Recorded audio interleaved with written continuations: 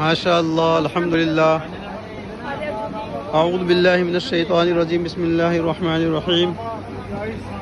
نحمده ونصلی ونسلم علی رسولہ الکریم، اما بعد فاعوذ باللہ من الشیطان الرجیم، بسم اللہ الرحمن الرحیم۔ قال اللہ تبارک و تعالی فی کلامہ المجید، فاعوذ باللہ من الشیطان الرجیم، قلنا یا نار کونی بردا وسلاما علی ابراہیم۔ اللہ تبارک و تعالیٰ قرآن مجید و فرقان حمید میں ارشاد فرماتا ہے کہ آگ ٹھنڈی ہو جا ابراہیم کے لیے اور سلامتی والی۔ یہ وہ جگہ ہے جہاں پر حضرت ابراہیم خلیل اللہ علیہ نبینا علیہ الصلوۃ والسلام کو نمرود نے آگ جلا کر آگ کے اندر پھینکا تھا۔ اسی جگہ کو اور اسی جگہ پر جو آگ بہت ہی بڑی آگ جل رہی تھی، اللہ تبارک و تعالیٰ نے اس آگ کو حکم دیا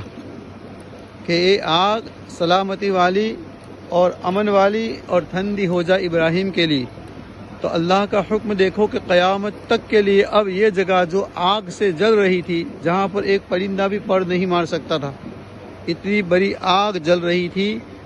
اس آگ کو اللہ نے حکم دیا کہ وہ آگ ٹھنڈی ہو جا اور سلامتی والی بن جائے ابراہیم کے لیے۔ تو آج اس جگہ پر، اس آگ کی جگہ پر پانی بہہ رہا ہے، اور مچھلیاں دیکھو، مچھلیاں ماشاءاللہ،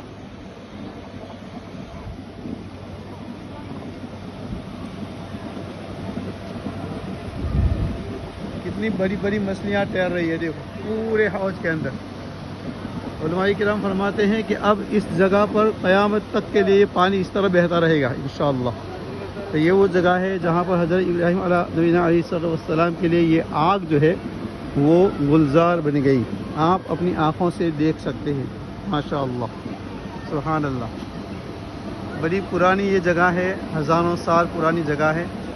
اور الحمدللہ اللہ کے بندے اس جگہ پر آ کر اس جگہ کا دیدار کرتے ہیں، اور اس جگہ کو جو ہے اس کی زیارت سے مشرف ہوتے ہیں اور فیضیاب ہوتے ہیں۔ اور یہ وہ سامنے جو پہاڑ ہے، یہاں سے نہیں دکھتا، یہ درختوں کی وجہ سے میں کوشش کرتا ہوں آپ کو دکھانے کی، کہ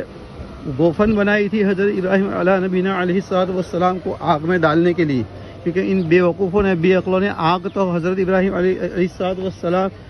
کو تکلیف دینے کے لیے جذبات میں آ کے سلگا دی، مگر جب آگ سلگ گئی